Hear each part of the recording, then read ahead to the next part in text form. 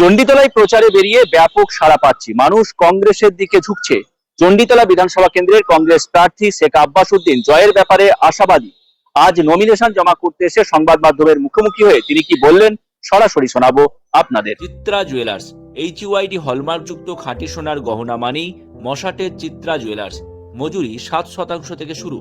Chitra epic silver Chanditala থানা এলাকার একমাত্র এক্সক্লুসিভ সিলভার শোরুম। আজকে নমিনেশন করতে এলাম যথারীতি, এবং এই নমিনেশন করতে এসে আমার দেখছেন তো যে কত জনসমর্থন, বিশাল মানুষ আমার পিছনে পিছনে এসছে। তারা আমাকে কাউকে ডাকতে হয়নি।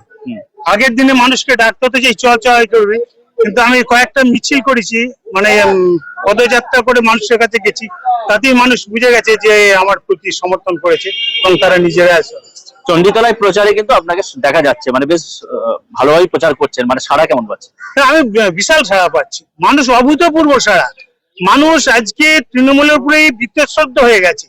তৃণমূলের দুর্নীতি কাটমানি থেকে নিয়ে তাদের সন্ত্রাস, এবং আমি তো বলছি চণ্ডীতলায় যদি মানুষ আমাকে জিতিয়ে আনে, 1972 থেকে 77 চণ্ডীতলা বুকে একটা সন্ত্রাস সৃষ্টি হতো, সেই সন্ত্রাসকে তদানীন্তন বিধায়ক মোহাম্মদ শফিউল্লাহ দমন করেছিল। আর আমি বলছি আমাকে যদি মানুষ জিতিয়ে আনে, চণ্ডীতলার মানুষের সন্ত্রাসের থেকে মুক্ত করব। আজকে মানুষের মুক্ত কথা বলার ক্ষমতা নেই। নবাবপুর ভগবতীপুর অঞ্চলে কংগ্রেস একটা ভালো প্রভাব ফেলছে, এমনটা খবর শোনা যাচ্ছে। আপনারা দেখছেন সেটা আপনারাই জানেন, আপনারা ঘুরছেন আপনারাই সেটা ভালো বুঝবেন। কিন্তু সাথী খন্দকার আর বিদেশের রাজনীতি রয়েছে বিজেপির, সেই জায়গায় দাঁড়িয়ে আপনি কি ফল করবেন, কি আশা করবেন? তো আশাবাদী আছি, আমার তো আশায় যা মানুষের আশীর্বাদ আমার উপরে আছে। ঘুরছি, আপনারাও হয়তো গেছেন, দেখেছেন মানুষ প্রচুর একটা ঢল নেমে গেছে। শোভাযাত্রা করে এলেন? শোভাযাত্রা করে এলাম, দেখলাম তো শোভাযাত্রা করে কেমন এলাম। মানুষের ঢল নেমে গেছে, আর মানুষ আর চাইছে এই দুর্নীতিগ্রস্ত এবং সাম্প্রদায়িক দলকে মানুষ আর চাইছে। মানুষ তো বলছে উন্নয়নের সঙ্গে আছে।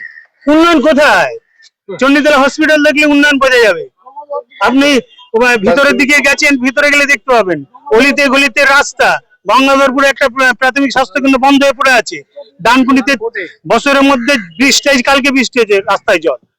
রাস্তায় মানুষ বর্ষাকালে পুরো 3 মাস বেরোতে পারে না, জল নিকাশি ব্যবস্থা করতে পারে। কোথায় উন্নয়ন? আর এই যে উন্নয়ন রাস্তাঘাট যেগুলো আছে, এগুলো ইন্দিরা গান্ধীর 20 দফা কর্মসূচির সূচনা করেছিল, সেই তার ফল এটা আসছে। Thank you.